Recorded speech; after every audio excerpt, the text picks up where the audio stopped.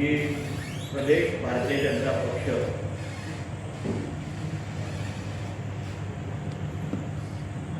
च्या वतीने महाराष्ट्र राज्याच्या प्रत्येक जिल्ह्यामध्ये अशा पद्धतीची पत्रकार परिषद नियोजित करण्यात आलेली आहे।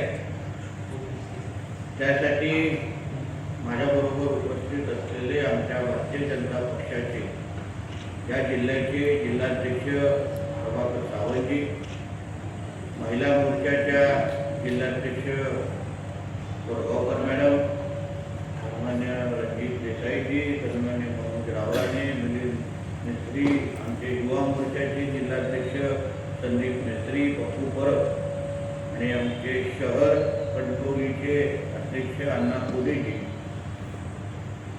ह्या माझ्या सगळ्याच सहकाऱ्यांच्या उपस्थितीमध्ये आमच्या महाराष्ट्र राज्यामध्ये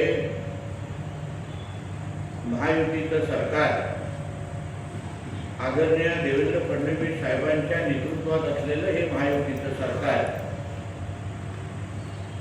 हे शेतकऱ्यांच्या दृष्टिकोनातून जे ऐतिहासिक निर्णय घेत चाललेला आहे त्याची माहिती देण्यासाठी ही पत्रकार परिषद आज आयोजित केलेली आहे। महाराष्ट्राच्या इतिहासामध्ये असंख्य सरकार आली आणि गेली आणि प्रत्येकाने आपल्या आपल्या पद्धतीने महाराष्ट्राच्या शेतकऱ्यांसाठी महत्त्वाकांक्षी निर्णय घेण्याचा प्रयत्न केला, पण इतिहासामध्ये असं पहिल्यांदाच झालेलं आहे की महाराष्ट्र राज्याचे मुख्यमंत्री यांच्या नेतृत्वात आदरणीय देवेंद्र फडणवीस यांच्या नेतृत्वात 2 वेळा शेतकऱ्यांसाठी कर्जमुक्तीची योजना जाहीर झालेली आहे। पहिलं कर्जमाफी जी श्री छत्रपती शिवाजी महाराज शेतकरी कर्जमुक्ती योजना ही जवळपास 38,000 कोटीची होती आणि दुसरी कर्जमाफी ही पूर्णश्लोक अहिल्यादेवी होळकर शेतकरी कर्जमुक्ती योजना ही जवळपास 56 लाख शेतकऱ्यांसाठी सुमारे 42,000 कोटींची कर्जमुक्ती योजना आमच्या महायुतीच्या सरकारने जाहीर केलेली आहे। म्हणून आतापर्यंत असंख्य शेतकरी बांधवांसाठी बोलणारे, बाजू घेणारे नेते मंडळी हे फक्त बोलत राहिले, पण खऱ्या अर्थाने शेतकऱ्यांना न्याय कोणी दिला असेल, शेतकऱ्यांसाठी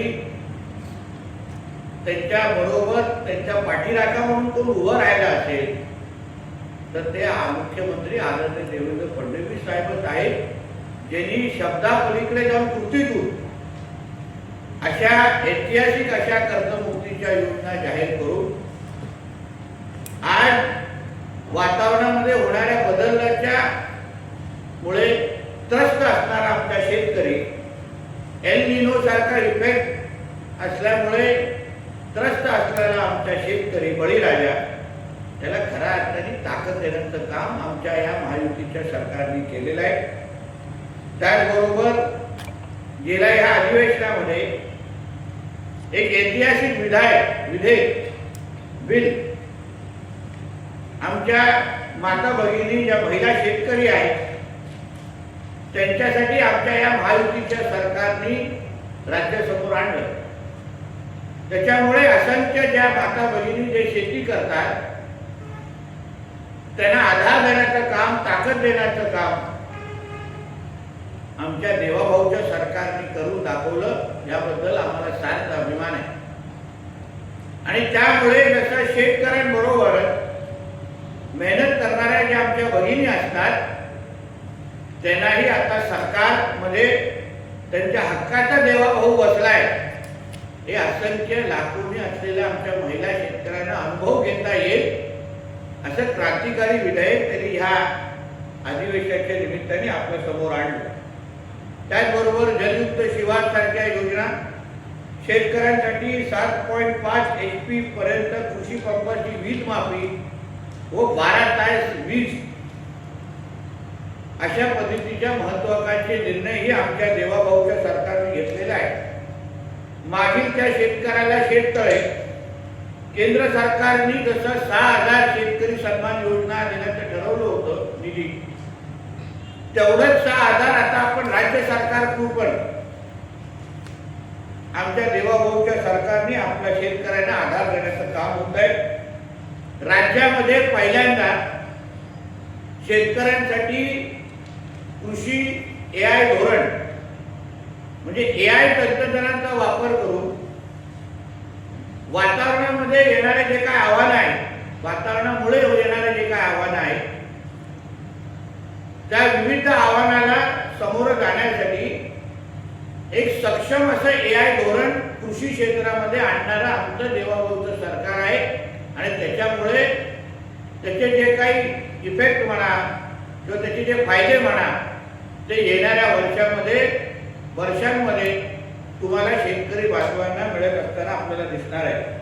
पीक विमा असेल, कृषी यंत्रीकरण असेल, कृषी सिंचन योजना असे असंख्य निर्णय आमच्या देवाभाऊच्या सरकारने या घेतलेले आहेत. कोकणाच्या दृष्टिकोनातून अगर आपण विचाराल तर 50,000 प्रोत्साहनकारक निधी ही आपल्याला त्या नियमित कर्ज भरणारे जे शेतकरी आहेत त्यांच्यासाठी आमच्या देवाभाऊच्या सरकारने परत एकदा त्या बाबतीमध्ये उपलब्धता करून दिलेली आहे.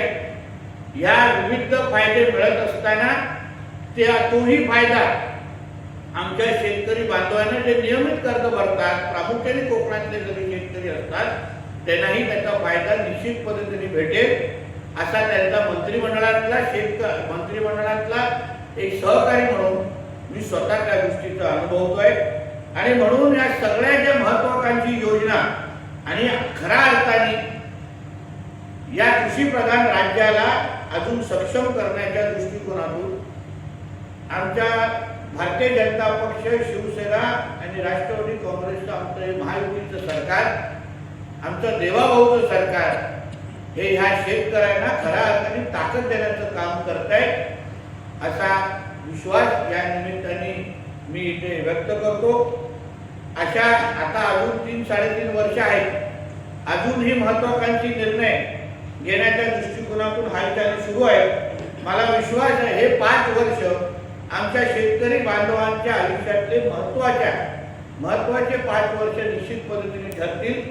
त्याच्यामध्ये खऱ्या अर्थाने त्यांना आधार कोणी दिला असेल तर इतिहासामध्ये एकमेव सरकार होतं ते आमचं देवाभाऊचं सरकार होतं असा आत्मविश्वासाने आमचे शेतकरी बांधव निश्चित पद्धतीने बोलतील असा विश्वास या निमित्ताने मी व्यक्त करतो. या बाबतीत जे प्रश्न असतील तर आपण विचारू शकतो. धन्यवाद. ताज्या अपडेट्स आणि ताज्या बातम्यांसाठी आजच सबस्क्राईब करा आपला Sindhudurg digital news channel. Like करा, शेअर करा, कमेंट करा आणि महत्त्वाचं म्हणजे बेल आयकॉनला क्लिक करायला विसरू नका.